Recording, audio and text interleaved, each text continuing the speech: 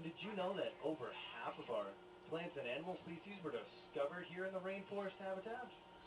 It had dried out and dead the trees over. And did you know that in some parts of the rainforest they can receive over 400 inches of rain a year? Yes, we can see that. Now we're going to begin to climb as we leave the rainforest habitat, as we move into the mountain habitat. If you look up at the very top, the very far left corner, you may notice two small antelopes. These are known as klipspringers. Where?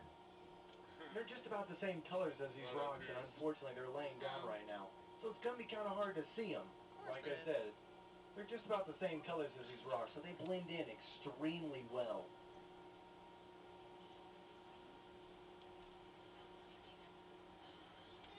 Like I said, these are klipspringers, and they'll only reach about 20 inches tall. They'll weigh about 23 to 29 pounds. I see nothing. They'll jump from rock to rock, landing with all 4 feet together. And klipspringers are the only antelopes that you'll find living on kopis, which are small rocky outcrops and cliffs.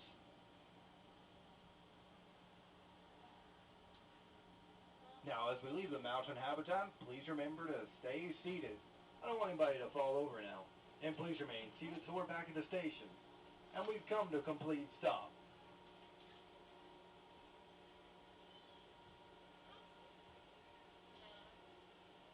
Now, after we leave the mountain habitat, we're going to pass this waterfall. And this will make a nice transition as we enter into our woodlands habitat.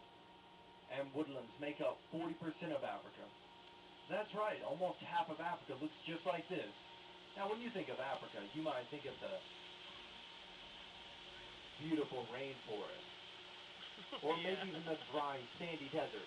But actually, almost half of Africa looks just like this. So, if you ever visit Africa, you may see something that looks just a little bit like this.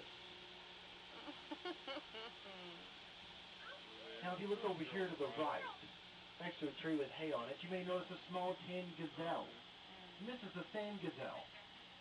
That's weird though. Sand gazelles are normally found in the desert habitat. The sand gazelle must have got separated from its herd. Is it alive? Maybe when we get to the desert habitat, you can help me look for the rest of that sand gazelle's herd. Now, just right in front of that sand gazelle is a large tan antelope. This is an eland. And elands are the largest and the most cow-like of all the antelopes. But despite eland size, they are very good jumpers. They can jump 8 feet in the air from a standing start. Now, as we begin to come around this curve, you may notice some familiar-looking animals. And these are goats, but they're actually African domestic goats. And domestic animals in Africa are sometimes found in the same vicinity as wild animals, maybe like that eland. Now, as we leave the woodlands habitat, please keep your hands inside the car at all times, because we are going to come real close to all these sharp rocks. I don't want your hands to get all scratched up now. So please keep your hands inside the car at all times. And you can hear on this thing too? So you're going to hear this cheesy guy talking? Great. And there's some bushes. We're in the outback now.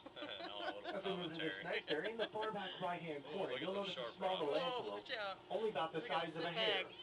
Now, once you find this antelope, help point it out to your neighbors, because this is a Gunther's dik-dik, and it is the smallest of the antelopes. Child. Now, if you look there towards the back of this next area, you'll see a vulture. This is a African white-backed vulture. It's pretty easy to see where this vulture gets its name from. This is the white feathers that run along down this vulture's back.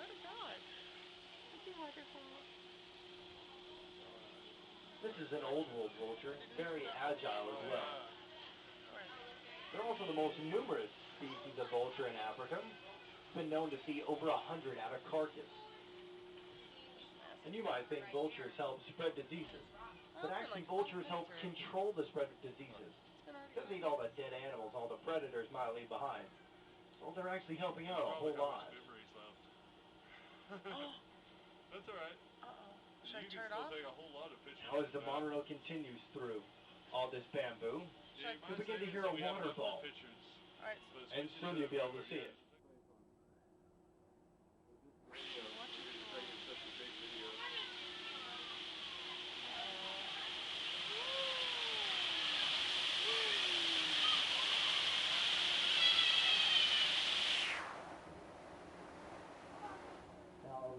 too wet. After we've had that waterfall, we want to get a nice No, little that's mix. alright. Probably go fly nice. The day is kind of warming up just a little bit. As we come around this curve, you may notice a couple of mallards swimming around there in the river habitat. And you can find mallards in the river habitats of Africa. Now further down the river, on that island, you'll see the tufted white faces. Those are the white-faced whistling ducks. You can still hear them whistling down there.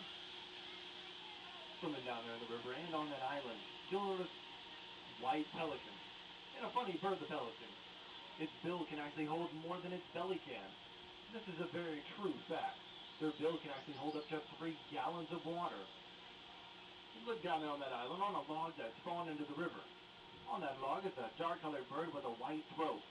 And that's a white-breasted cormorant, which is a diving bird.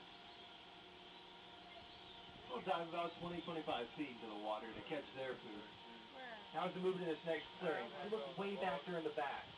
Laying down there in the bushes is a dark-colored animal known as a water buck.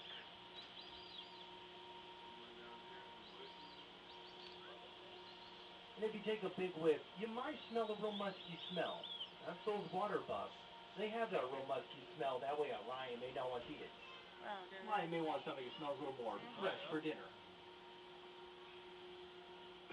Now as the Monorail continues our tour through the wilds of Africa, we're going to leave the river habitat.